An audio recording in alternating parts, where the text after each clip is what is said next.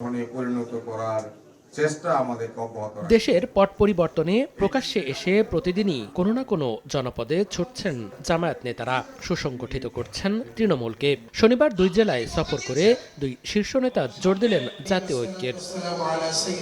বগুড়ায় জামায়াত ইসলামীর আয়োজনে ছাত্র শিবিরের সাবেক নেতাকর্মীদের মিলন মেলা অনুষ্ঠিত হয়। এতে প্রধান অতিথির বক্তব্যে সহকারী সেক্রেটারি জেনারেল মাওলানা রফিকুল ইসলাম খান বলেন, যারা 24-এর অভ্যুত্থানকে গুরুত্ব দিতে চান না, তারা বিপ্লবের আগে কোন জায়গায় ছিলেন তা মনে করুন। অনেকে 24-এর বিপ্লবকে 1 নাম্বার বানাইতে চান না, গুরুত্ব দিতে চান না। যারা চান না 24-এ বিপ্লবের আগে আপনারা কোন জায়গায় ছিলেন সেটাও একটু হিসাব করেন। পিরোজপুর জেলা জামায়াতের এক অনুষ্ঠানে সহকারী সেক্রেটারি জেনারেল মোয়াজ্জম হোসাইন হেলাল বলেন, দেশ এখন স্বৈরাচার এবং ফ্যাসিস্ট মুক্ত, যা ধরে রাখতে সবাইকে ঐক্যবদ্ধ থাকতে হবে।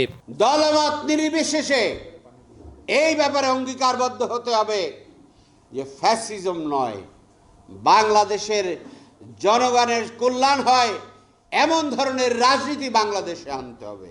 এদিকে চাঁদপুরের হাজীগঞ্জে শাহরাস্তি উপজেলা জামায়াতের কর্মী সম্মেলনে প্রধান অতিথির বক্তব্য রাখেন নায়েবে আমির ডাক্তার সৈয়দ আব্দুল্লাহ মুহাম্মদ তাহের। বলেন, আগামী দিনের রাজনীতি হবে ইতিবাচক।